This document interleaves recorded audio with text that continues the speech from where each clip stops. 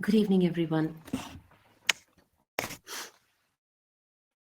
Welcome to this class for secondary English for the Board of Open Schooling and Skill Education, Sikkim. Hello, Charu.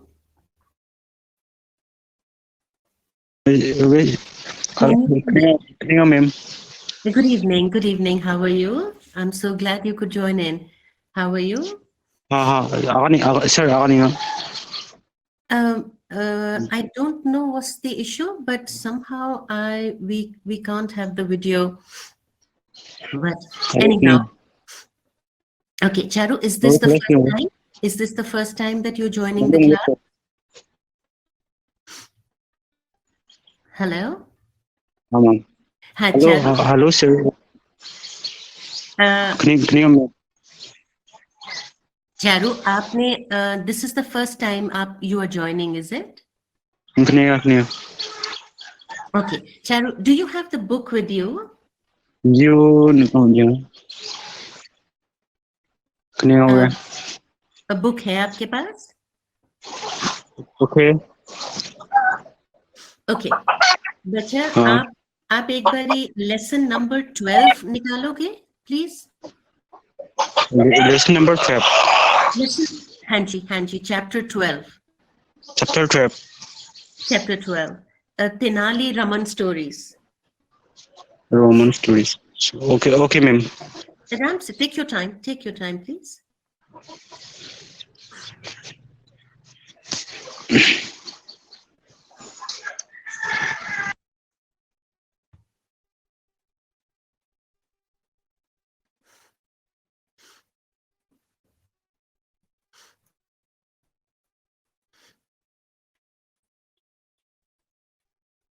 Yes, Charu, I can see the video, but slightly blurred.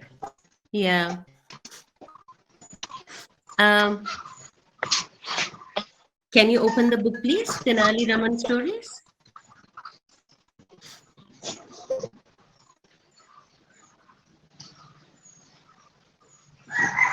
Yes. थोड़ा सा पीछे, if you can go back a little, थोड़ा सा इसको थोड़ा सा दूर कर लीजिए अपने से. Okay, I can see you, but Charu, can you see me?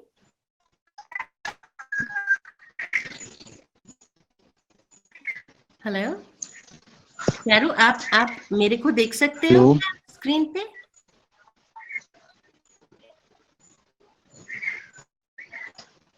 Charu, आप मेरे को देख सकते हो? आप मुझे देख सकते हो स्क्रीन पे?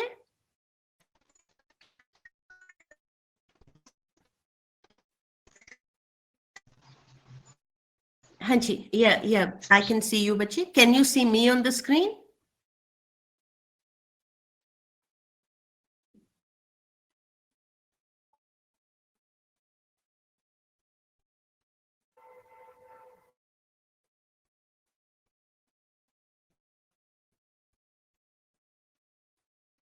चारू, हाँ जी, आप मुझे नजर आ रहे हो?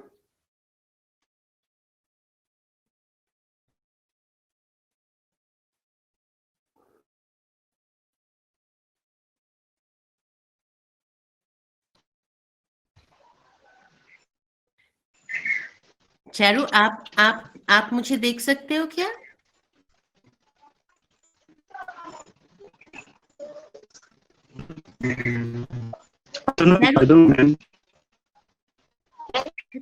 आप मुझे देख सकते हो क्या?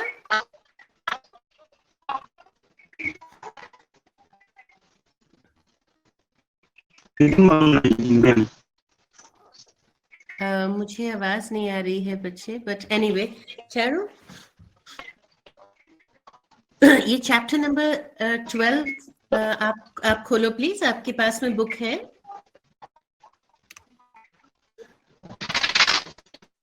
Tenali Raman stories.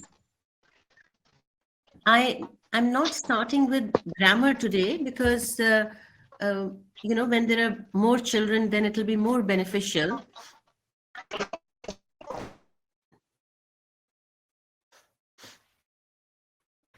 Okay.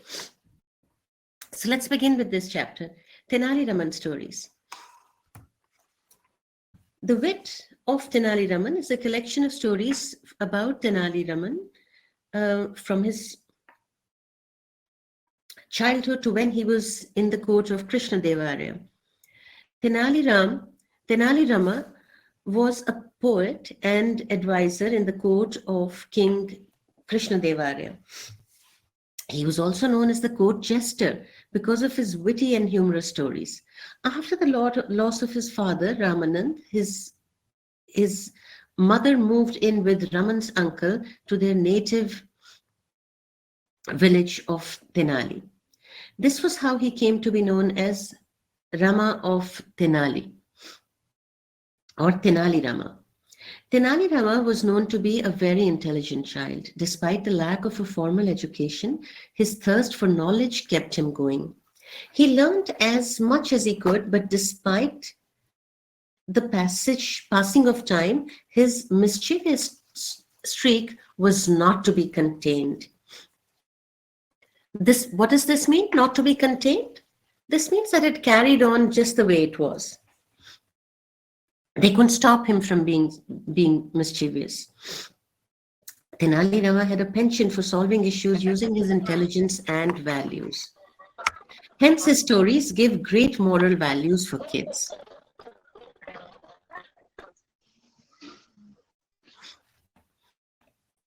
Okay, the learning objectives of this chapter. After reading this lesson, you'll be able to increase your confidence and skills as a reader, develop extensive or sustained silent reading among pupils, infer problem-solving skills from Tenali Rama, use vocabulary in their own context. Cynthia, hello.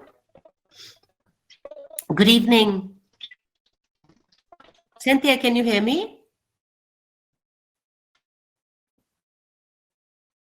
Hello, Cynthia.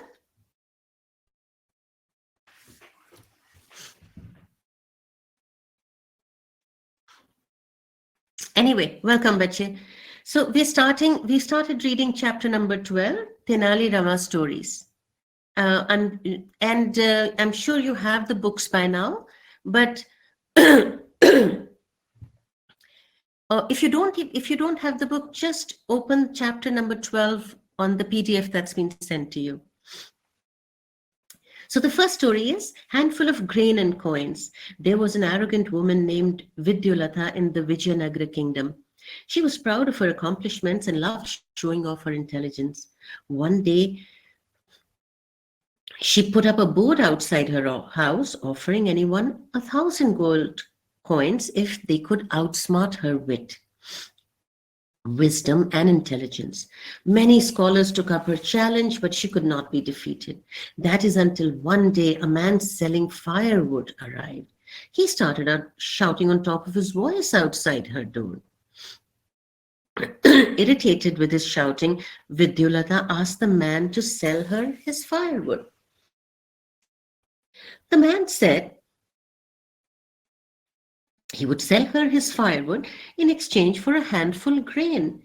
She agreed and asked him to put the firewood in the backyard. However, the man insisted that she had not understood what he had actually asked for. He then said that if she couldn't pay him the exact price of a handful of grain, then she must take down her challenge board and give him 1,000 gold coins. Getting angry, Vidyalata accused him of talking nonsense. The vendor said it was not nonsense, and since she had not understood his price, she should concede defeat.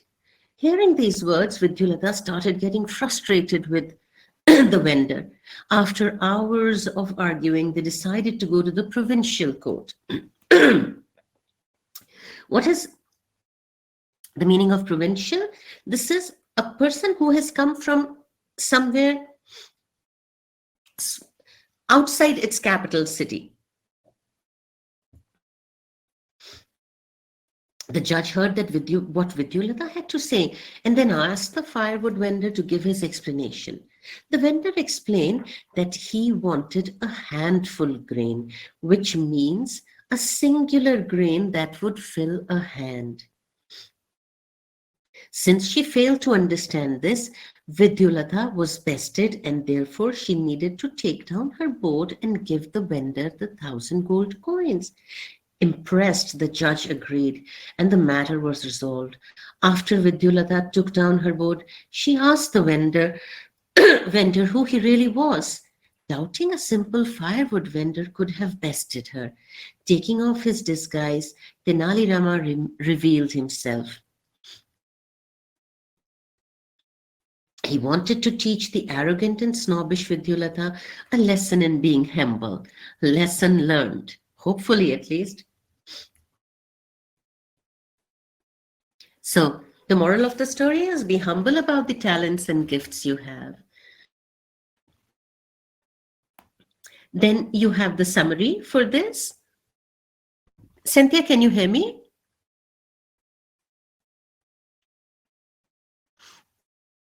Hello, Cynthia, can you turn on your speaker, please? Anyhow, so this story is about humility and the consequences of arrogance. Vidyulata's arrogance and desire to showcase her intelligence, by challenging others, like this is her way of saying, no one is smarter than me. However, she underestimates the cleverness of a seemingly simple firewood vendor who turns out to be the witty and wise Tenali Rama. Now,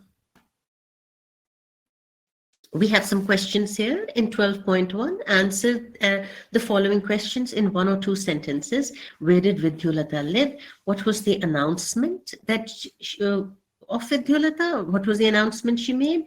Why did she announce others to show their intelligence? What did the firewood selling man demand? Vidyulata, who won the challenge? Okay. So these are very simple questions. I'm sure you can answer. If you have any problem, please feel free to contact me. Send me a mail and we'll bring these up again. All right. Happiness now. This is the second story. One day, Tenali Rama and his friend were lying on a hammock and enjoying the gentle sea breeze. It was a beautiful day, and both men were smiling to themselves. Tenali asked his friend what was causing him to smile. His friend replied, saying he was thinking about the day when he will be truly happy. When is that? Tenali Rama asked. His friend went on to explain that he will truly feel happy when he has a house by the sea with a comfortable car. He should have a big bank balance, a pretty wife, and 4 sons. They would get educated and earn a lot of money. Interrupting this monologue, Tenali asked, "After all this, what will you do?" To which his friend replied, "After all this, I can put my feet up, enjoy the sea breeze and the sun on my face." Hearing this, Tenali gave out a mighty laugh and says, "But aren't you doing just that now, minus all the hard work?" So the moral of the story is that we've got to learn to be happy in the moment. Sometimes when we just keep thinking about the future and what the future potentially can hold for us, it only brings us unhappiness. So the story revolves this around the theme of contentment and the pursuit of happiness. Tenali Rama's friend believes that material possessions are the only means to find everlasting joy. But that's not the case. And he thinks that having a house, a car, and other material things, these are the only things that can bring happiness in life. But that's truly not the case. It also tells us that happiness cannot just depend on our circumstances. around us. There will be ups and downs in life, but if we are able to find that happiness within ourselves, that's what living a good life is.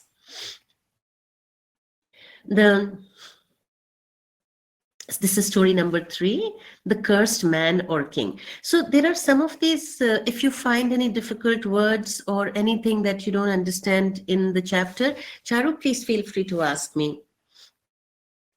The third story in this chapter is the cursed man or king. In the kingdom of Vijayanagara, there lived a man called Ramaya maybe.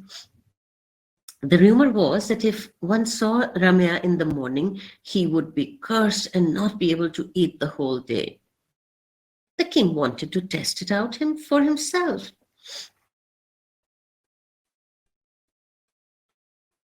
Rumors, you know what is a rumor? When anyone makes a false assertion about someone, and that spreads from one person to the other.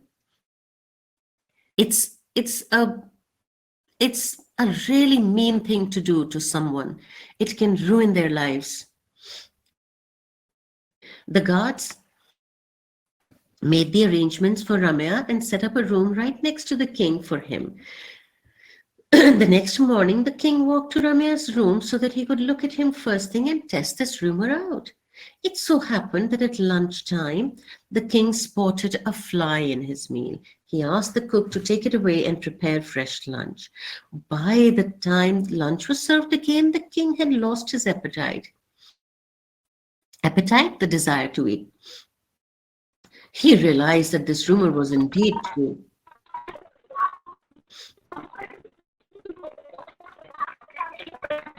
Seeing Ramaya's face first thing in the morning did cause people to be cursed. He didn't wish this for his people and demanded that Ramaya be hanged.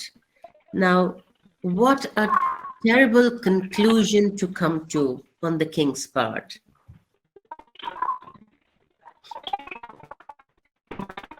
On the same day, the gods asked Ramaya if he had, distraught, Ramaya's wife went to Tenali Rama for help as she didn't want to lose her husband. Hearing the whole story, Tenali Rama goes to Ramaya and whispers something into his ear right before he is to be taken to be hanged. On the same day, the gods asked Ramaya if he had any last wishes. Ramaya said he wanted to give the king a note and that he must read before the hanging. The gods delivered this note to the king. In the note were the words Tenali Rama had whispered. If seeing Ramaya's face one loses their appetite, then a person who sees the king's face first thing in the morning is destined to lose his life. Who is therefore more cursed, Ramaya or the king? Reading this, the king understood his mistake and set Ramaya free. So we should not give in to superstitions like this at all, ever. Okay. So this story revolves around the theme of irony and the consequences of hasty judgments. Like hasty judgments means when we come to conclusions without giving them a considered thought. The king's curiosity and desire to test the rumor led him to a snap judgment about Ramaya. When he loses his appetite during lunch after seeing a fly, he hastily concludes that Ramaya's presence in the morning had indeed cursed him. Hastily means in a rush, quickly. However, Tenali Rama intervenes to point out the irony in the situation. He cleverly uses a play on words to make the king realize that if losing one's appetite is considered a curse, then the king by that logic is even more cursed because anyone who sees his face in the morning is destined to lose their life, referring to executions when people were punished by hanging. This revelation forces the king to reevaluate his decision and sets Ramya free. The story illustrates the importance of careful judgment and not jumping to conclusions based on rumors or superficial observations. Sometimes also, the way things appear to be is not really true. It also showcases Tenali Rama's wit and ability to turn a situation around with a clever twist of words. Ultimately, it teaches the lesson that one should consider all aspects before making a decision. One should be open to the possibility that things are not always what they seem. So there are these questions, and you have to answer them very briefly. What will happen to people if they see Ramya in the morning?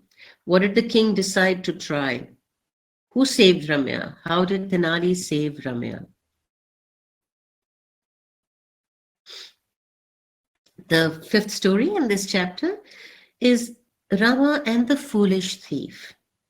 Tenali Rama had a lush green garden in his backyard.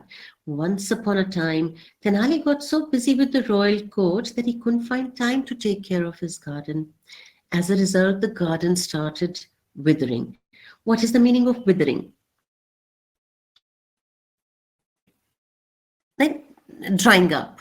A few days later, Tenali Rama spotted a few suspicious people hiding behind a bush nearby. He understood that they were the thieves planning to rob his house soon. He made a plan. He went inside the house and came out dragging a heavy box. He dragged that box up to the well in his garden and dumped it into the well. No one can think that I'm hiding my precious jewels in this well, said Tenali, and started waiting for the night. On the other hand, thieves were very happy. At night, the thieves entered the garden and directly went to the well. Atop of the box was visible to them. Without wasting time, the thieves started fetching the water from the well in order to empty it. When the box was clearly visible, one of them, a thief, climbed down the well and pulled the box out of it. To their astonishment, the box was filled with pebbles. The thieves understood that they had been fooled by Tenali Rama. They ran away as fast as they could. However, Tenali's garden became lush again as the thieves poured a lot of water into it. The moral of the story is think wise to achieve anything. Again, there is this short summary given here. In the story, Rama and the Foolish Thief, Tenali Rama has a beautiful garden in his backyard. Due to his busy schedule in the royal court, he neglects the garden, causing it to wither. One day, he spots suspicious individuals hiding nearby. He realizes they are planning to rob his house. He comes up with a clever plan to outsmart the thieves. He pretends to drag a heavy box and dumps it into a well in his garden. The thieves believe he's hiding precious jewels there. At night, the thieves attempted to steal the box from the well. They discover it was filled with pebbles instead. They flee in fear. Tenali's garden flourishes again as they unintentionally water it. They are taking out the water just to be able to gain access to the box. But in the process, they happen to water his garden. So this story highlights Tenali Rama's intelligence and his ability to outwit thieves through clever deception. His garden, initially neglected due to his royal duties, becomes a central element in his plan to thwart the thieves. He creates a fake treasure box filled with pebbles and places it in the well. The thieves believe to be a hiding spot for valuables. The thieves fall for the ruse, believing they have found a jackpot. However, their greed leads to their own downfall as they pour water from the well in an attempt to retrieve the box, unknowingly making green Tenali's garden. The story teaches a lesson about the consequences of greed and the importance of thinking critically before taking actions. It also showcases Tenali Rama's quick thinking and ability to turn a serious threat into an opportunity for amusement and personal gain. So now check your progress 12.4. There are these questions. What was there in Tenali Rama's backyard? What happened to the garden without Tenali Rama's supervision? Who were hiding in the garden? What was there in the box? And who poured the water in the garden at the end? In the terminal exercises, read the following statements and write whether the statement is true or false. Tenali Rama was a poet and advisor in the king of Krishna Devaraya. Vidyalata offered anyone 1,000 gold coins if they could outsmart her in cooking. Firewood selling man proved Vidyalata that he was more intelligent than her. Tenali Rama's friend wished to read more and settle in life. Rama was hanged at last by the king.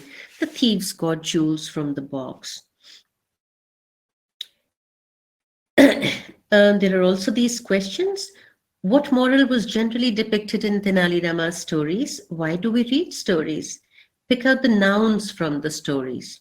Why is Tenali Rama always depicted to be smarter than others? Why did Vidyalata challenge to give 1,000 gold coins? What was Tenali Rama's plan to water the plants? And this question has to be answered in detail. If you were given a chance to rewrite the second story about Tenali Rama's happiness now, think of where does the real happiness lies and write a short story.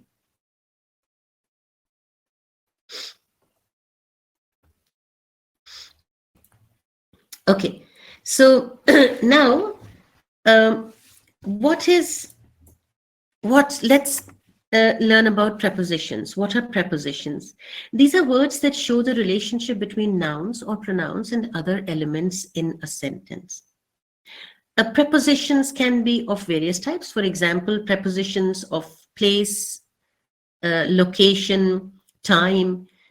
These are specific types of prepositions that indicate the where and when, or in what category, or in what position something is placed. So let's look at the prepositions of time. Prepositions of time are used to indicate when an action or event occurs. Common ones are at, in, on, until, before, during, for. So how do we use at? It's used for specific points in time. For example, I have a meeting at 3 p.m. I have to host an English class for the Board of Open Schooling and Skill Education at 5 o'clock today. So in is used when it is used for longer periods of time. Okay, for example, we will go to Ayodhya in the summer. On is used for specific days and dates, like my birthday falls on this and this date. By by, this shows a deadline, like I need to have this work done by Sunday. For indicates the duration of an activity or an event or some action. All right, like if I say I have been teaching for 20 years. Since tells us the starting point, like I have been living in Chandigarh since 1969. And until indicates when an action or event will continue up to, like that's the time, like that's till when that it continues. For example, if I say that um, uh, most restaurants are open till 10 p.m. Before indicates that something happens earlier than another event. For example, if I were to tell you, um, please, please tidy up your room before you leave for school. So now there are these prepositions of place. This is, like, as you can make out, this is about which tell us about the location. So if I have to say, like, how would we now, under is a preposition, and how do we use under when it shows when something is below or beneath, like the dog is under the table, or and if I have to use in, I will say it, this is used for spaces that are enclosed, like for example, the toys are in the box. On is used for uh, surfaces, like the book is on the table, the dog is under the table, the book is on the table. At is used for specific points or places, like I'll meet you at school today.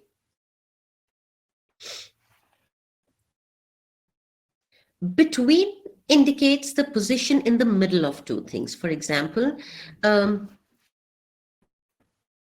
my friend's home is between my home and our school. Behind indicates something is at the back of another thing. The car is parked behind the building. In front of indicates something is ahead or before another thing. For example, the house in front of ours is for sale. Now let's look at some of these prepositions of location. These are similar to the prepositions of place, but often specify the position in relation to another thing. They include words like above, below, near, far, inside, from, outside, and so on and so forth. Now, above will indicate that something is at a higher position. The painting hangs above the fireplace. Like you see how it's in relation to the place where the painting is hanging. It is in relation to the fireplace. Below indicates something is at a lower position. The basement is below the ground floor. Near indicates proximity. Proximity means closeness. There is a grocery store near our house. Far from indicates distance. My school is far from here. Inside indicates something is within an enclosed space. The keys are inside the drawer. And outside indicates that something is beyond or not within an enclosed space. The kids are playing outside the house. So I want you to do these exercises yourself, please. Choose the correct preposition to complete the sentence, and we will, if you have any problem, we will discuss these again. So what is a conjunction? A conjunction is a grammatical element that is used to connect words, phrases, or clauses within a sentence. Conjunctions, they serve to coordinate, join sentences, like something of equal importance, so that the sentence seems to flow more smoothly. So let's see what are the various types of conjunctions. Conjunctions also join sentences in a way that they can convey complex ideas much more clearly. So coordinating conjunctions. Um, let us, these are used to join elements of equal grammatical rank, such as words with words, phrases with phrases, or independent clauses with independent clauses.